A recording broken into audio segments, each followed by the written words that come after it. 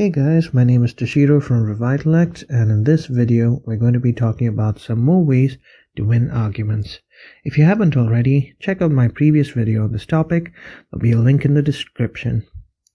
Alright, so just to quickly recap, fallacies is what we're going to be talking about in this video. So, what are fallacies?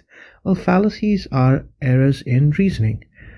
And basically the reason why you want to learn fallacies is because if you can spot fallacies, you can spot bad arguments, and if you can point out bad arguments, you can win debates. So clearly, knowing about fallacies can definitely help you win arguments. So let's look at a few fallacies today. The first one we're going to cover is hasty generalization. Hasty generalization is basically when you make an argument based on insufficient evidence. Let's look at an example to really understand this. Say you judge a video game based on only the first level, or a TV show based on only the first episode. Now this might seem like good reasoning, but if you look at it more closely, all you're really doing, say we're looking at a TV show that has maybe 30 episodes or something. Judging a whole TV show based on just one episode is definitely not fair, and it's definitely not a good argument, because it could be that the first episode was terrible, but it might get better later on. So to really make a good judgment of the show, you'd probably be better off watching many more episodes, or even the whole show, to truly get an understanding of if the show is any good or not. So it's definitely a hasty generalization here, and it's not really a good argument. The next fallacy we're going to cover is post-hoc ergo propter hoc. Now let's say we've got two events A and B. You see A happen after B, and you might then assume that B has caused A. Now this is a bad argument, and we can see this with an example. Say you were playing a game of football. You happened to cough before kicking the ball, and it ended up in the net. Now you might then think that coughing actually leads to scoring a goal. But in reality, the two things, coughing and scoring a goal, have nothing to do with each other. So as you can see, it's a bad argument. It's just a case of coincidence, and just because something happens after another thing doesn't mean it's necessarily caused by that thing. The next fallacy we're going to look at is circular arguments. So as the name suggests, it's when you use circular reasoning to justify something. So all you're doing is you're trying to prove something using itself, right?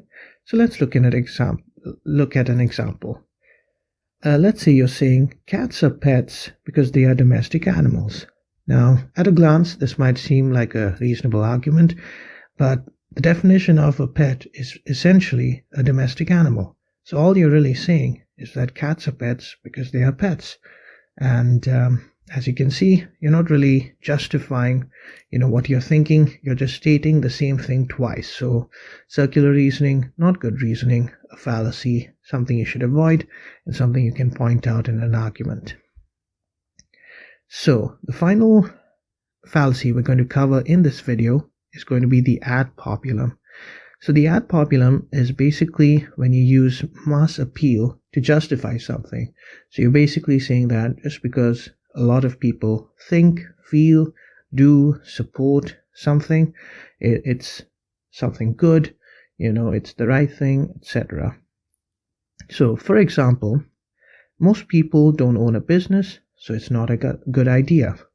Or most people have a car, so you should get a car.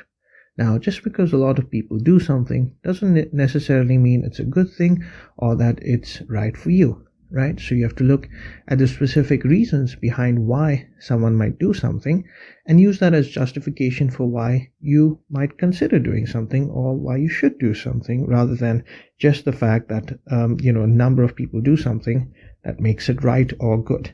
Because, for example, a lot of people thought that the world was flat in the past, which turned out not to be the case.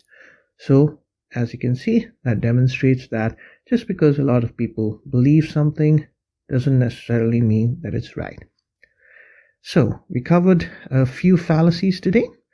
and you can use these to spot bad arguments and hopefully help yourself win some debates and arguments. I hope you found this video helpful. Thank you for watching. Make sure to like and subscribe, and I'll see you in the next video. Bye-bye.